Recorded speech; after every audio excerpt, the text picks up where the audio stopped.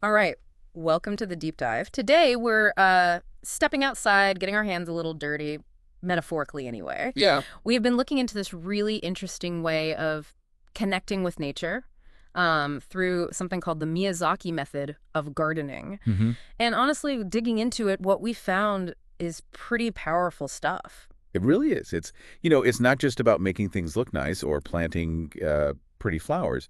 It's a genuinely different way to think about a garden. How so? Well, treating it less like something static you control and more like a So. like a dynamic living system, a breathing thing, really. Exactly. So our mission today is to unpack what this method actually is, understand why it's popping up in places like Miami Ironside, which might seem a bit unexpected. Right? In an urban context. Yeah, and get to the core of what it's trying to achieve. It feels like it's aiming for something much bigger than just adding green space. It's like a whole philosophy for coexistence. Coexistence with nature, absolutely. Yeah. Even in the city. Okay, let's dive in then. Let's unpack this. So maybe start at the beginning. What is the Miyazaki method? It comes from Japan, named after Iji Miyazaki, a landscape designer.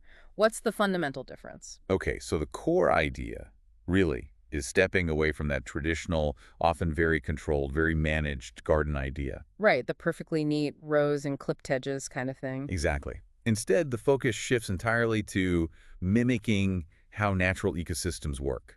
It's much more about collaborating with nature rather than trying to dictate terms to it. Collaborating, I like that. Yeah, you're essentially trying to cultivate a miniature, thriving habitat. And from what we read in the material, that philosophy leads to some specific practices that might seem, well, a bit weird to someone used to say, a perfect lawn. Definitely. Like prioritizing native plants, that's huge. Why native plants specifically? Well, because native plants are sort of the foundation of the local ecosystem, aren't they?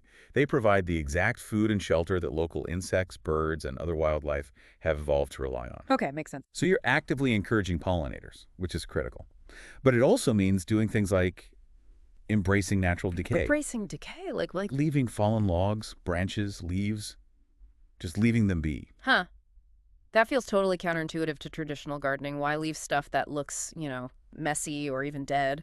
Because in nature, decay isn't really an endpoint, is it? It's a crucial stage.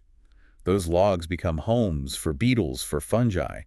The leaves break down and actually build up healthy soil. Ah, so it supports the whole cycle. Exactly. It supports the entire life cycle, Yeah. which creates a much richer, more resilient environment overall. And it's not just ecological. This method is also about designing spaces for people, for, serenity, health, connection. So it sounds like it's less about forcing our idea of order onto nature and more about understanding the complex web that's already there and working with it. It sounds very intentional, maybe even gentle and regenerative, you said. Absolutely intentional. And yes, regenerative is a great word for it. Yeah. It's not just about the individual plants you see. It's really about fostering the health of the whole system. A whole system. The soil, the water, the plants, the insects, the fungi, and us humans as part of it. Which I think leads us nicely into the why. Why does this matter? We saw this method being talked about in the context of something called a longevity district. Right. Now, on the face of it, gardening and human longevity, maybe not an obvious link. Why is this specific approach relevant there? Well, when the source material talks about longevity in this context, it's defining it much more broadly than just, living to 100. Okay. It's focused much more on living better, enhancing quality of life. And that includes really basic fundamental things like breathing cleaner air, encouraging people to move naturally every day, being surrounded by beauty, Ah, okay. and also fostering real social connections, community. So the gardens aren't just passive background scenery. They're actively contributing to this living better idea. Precisely. Gardens designed like this, they almost invite you to slow down. They pull you in. You start noticing the little things, a bee working a flower, a mushroom popping up on a log, Yeah. the texture of a particular leaf. That kind of observation. That kind of presence, that connection to something alive and changing, it has a real impact. Yeah. We know this from studies. Spending time in these kinds of well-designed green spaces can genuinely reduce stress, boost your mood, improve overall well-being. This connects to something else interesting in the material, the concept of healing architecture. Yes. It's not just about the buildings themselves, but about designing the entire space, including the landscape, to actively support both human health and planetary health. kind of at the same time. Exactly. These gardens aren't just add-ons. They're seen as integral parts of an environment designed for thriving, for wellness. It really makes you think, doesn't it? For you listening, when you consider the green spaces you encounter, maybe your local park, your own backyard, even just a tree outside your window, how do those spaces actually make you feel? Do they affect your mood, your sense of connection? This approach really suggests that design, landscape design, can be a powerful tool for health. A very powerful tool. Okay, so we've got the philosophy, the why. How does this actually look in practice? The example given was Ironside. What does applying the Miyawaki method look like, on the ground, in a real place? Right. So at Ironside, what they're doing is taking these principles and translating them into actual gardens that have, as the material puts it, multiple layers of purpose. It's like a living lab almost. Layers of purpose. Yeah. Like using specific native plants, not just because they're local, but because they actually create pathways, corridors for pollinators moving through the city. Exactly that. It's a functional choice serving the bigger ecosystem, Yeah. not just an aesthetic one. And then you have the food gardens. They're not only about growing vegetables. What else are they about? They're deeply focused on those regenerative practices we mentioned, actively building healthy soil over time, and creating a space where that abundance can be shared, connecting ecology with community.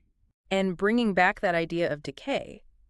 They intentionally leave logs and leaves there in a designed urban space.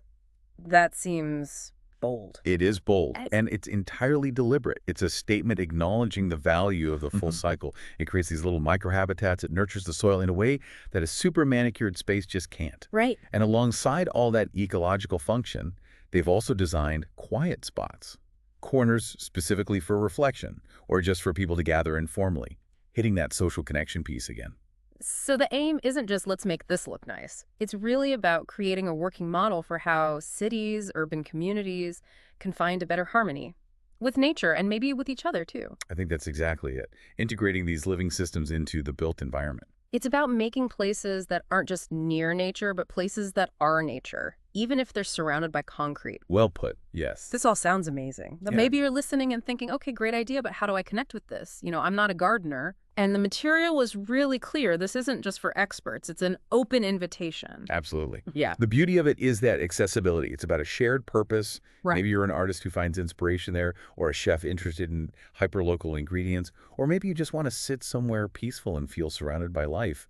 There's room for all of that. You really don't need a green thumb, do you? Not at all. The ways to engage seem pretty straightforward. You could just visit a garden like this, see how it feels, maybe join a workshop if they offer one. Or honestly, just find a quiet bench, maybe under a tree that you now know is supporting this whole hidden world of life. Yeah.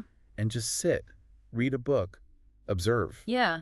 It really connects to that bigger vision mentioned in the sources, doesn't it? About the future of our cities. Imagining them as greener, more circular, more deeply connected places. And simply engaging with spaces like this, even just by visiting or learning about them, feels like it contributes to shifting our perspective in that direction. So, stepping back from our deep dive here, the Miyawaki method, it seems like it's this really holistic, ecosystem-first approach to gardening. Definitely. And it's tied into these much bigger ideas. Human well-being, community, creating cities that are actually regenerative, not just sustainable. It properly challenges that conventional view, doesn't it? That gardens are just decoration. It reframes them as essential, integrated parts of a healthy living system. It certainly leaves you with a lot to think about regarding the spaces we shape and live in. Maybe here's a final thought for you to chew on, pulling from these themes. Okay.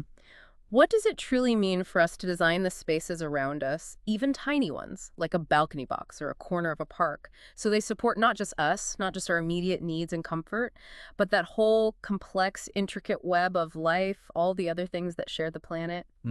How could just allowing natural processes like decay and growth to happen more visibly in our cities, how could that fundamentally change our relationship with where we live? Could it make our urban environments more resilient, more vibrant, just better places for all life? That's a powerful question. Something to definitely reflect on next time you step outside.